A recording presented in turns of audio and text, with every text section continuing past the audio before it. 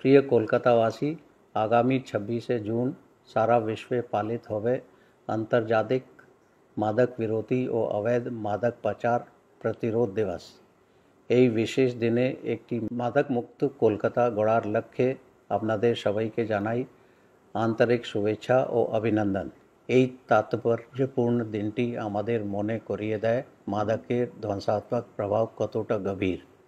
প্রতি বছর হাজার হাজার মানুষ মাদকের নেশার কারণে প্রাণ হারান এবং বহু পরিবার চিরতর ক্ষতিগ্রস্ত হয়।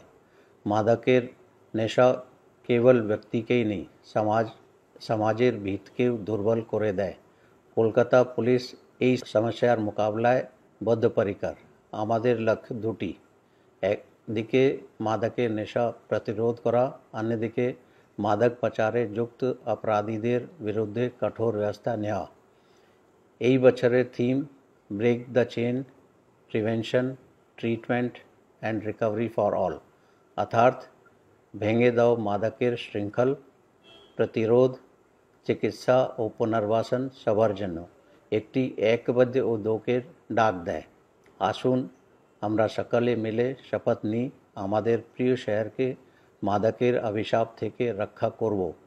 কেউ যেন মাদকের শিকার না হন এবং যারা এই ভয়ঙ্কর নেশার বিরুদ্ধে লড়ছেন তারা যেন আমাদের সম্মিলিত সহায়তায় সুস্থ জীবন ফিরে পান।